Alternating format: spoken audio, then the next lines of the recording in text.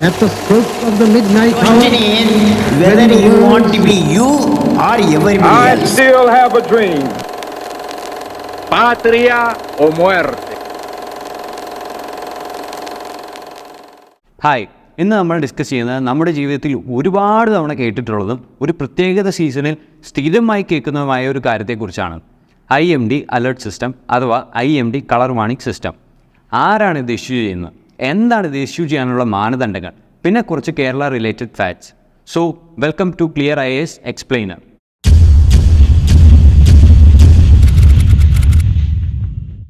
IMD alert system ഇത് issue ചെയ്യുന്നത് Indian meteorological department ആണ്, which is under the ministry of earth sciences.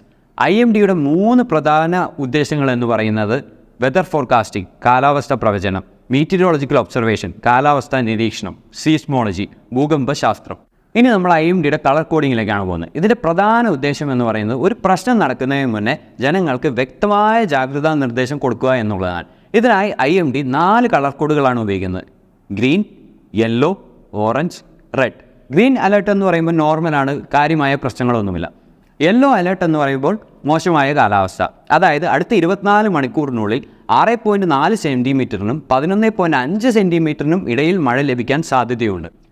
Orange alert എന്ന് പറയുമ്പോൾ അടുത്ത 24 മണിക്കൂറിനുള്ളിൽ 11.5 സെൻറ്റിമീറ്ററിനും 20.4 സെൻറ്റിമീറ്ററിനും ഇടയിൽ മഴ ലഭിക്കാൻ സാധ്യതയുണ്ട്. ഇത് റോഡ് ഗതാഗതത്തെ തടസ്സപ്പെടുത്താം, റെയിൽവേ ഗതാഗതത്തെ തടസ്സപ്പെടുത്താം. അടുത്തതായി റെഡ് അലേർട്ട്. ഇതാണ് ഏറ്റവും തീവ്രത കൂടിയത്. ഇതിൽ അടുത്ത 24 മണിക്കൂറിനുള്ളിൽ 20.4 സെൻറ്റിമീറ്ററിന് മുകളിൽ മഴ ലഭിക്കാൻ സാധ്യതയുണ്ട്. ഇത് റോഡ് ഗതാഗതത്തെ തടസ്സപ്പെടുത്താം, റെയിൽവേ ഗതാഗതത്തെ തടസ്സപ്പെടുത്താം, മനുഷ്യൻ്റെ ജീവന് വരെ മാനഹാനി സംഭവിക്കാൻ സാധ്യതയുണ്ട്.